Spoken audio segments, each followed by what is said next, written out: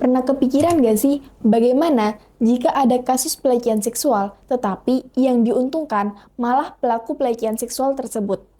Yap, kalian gak salah dengar. Bukannya di negara kita saat ini hukum sudah banyak yang berpihak pada pelaku. Menariknya, problem tersebut diulas dengan lantang dan kritis di dalam novel yang berjudul Yang Lahir dan Berakhir di Teluk Palu. Dimulai dari terjadinya bencana alam yang mengakibatkan para warga sekitar harus mengungsi dan mendirikan tenda untuk bertahan hidup, termasuk sang tokoh utama yang bernama Zia dan keluarganya. Singkat cerita, konflik pun bermunculan di mana Zia mendapatkan pelecehan seksual dari pelaku yang ternyata sudah banyak melakukan pelecehan seksual. Namun, mirisnya, tidak ada satu korban pun yang berani melapor termasuk Zia. Di sini muncullah pertanyaan, mengapa dari banyaknya korban tidak ada satu orang pun yang berani melaporkan pelaku tersebut? Hal ini disebabkan pelaku tersebut mempunyai power dan kekuasaan karena dirinya berasal dari keluarga kaya. Tak hanya itu, Zia juga mendapatkan pelecehan seksual dari orang terdekatnya. Namun, tidak ada yang mempercayai Zia di saat dirinya sudah berusaha memberanikan diri untuk melapor. Bukannya mendapatkan dukungan, Zia malah mendapatkan sanksi sosial dari orang-orang di sekitarnya.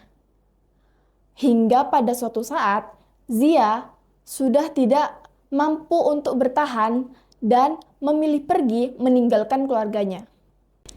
Cerita dalam novel ini sangat dekat dengan kehidupan kita, di mana di negara kita saat ini hukum sudah bisa dibeli. Banyak pelaku pelecehan seksual yang dilindungi, dianggap wajar, bahkan dinormalisasi.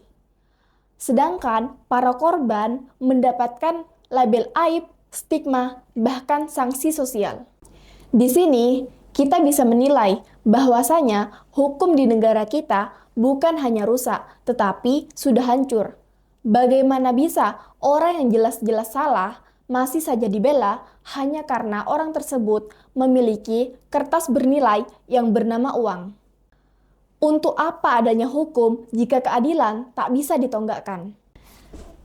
Dari cerita novel ini, kita belajar bahwasanya yang salah dan perlu diedukasi, bahkan dikasih sanksi, bukan hanya pelaku, tetapi juga orang-orang yang memiliki mindset bahwasanya korban pelecehan seksual adalah aib. Bahkan penegak hukum yang masih bungkam karena adanya uang juga harus dikasih edukasi dan sanksi sosial. Karena menjadi korban pelecehan seksual bukanlah pilihan, tetapi merupakan takdir yang tidak diinginkan oleh manusia manapun. Buku ini menggambarkan bahwa kasus pelecehan seksual masih sering terjadi di sekitar kita, sehingga perempuan tidak memiliki ruang aman dimanapun.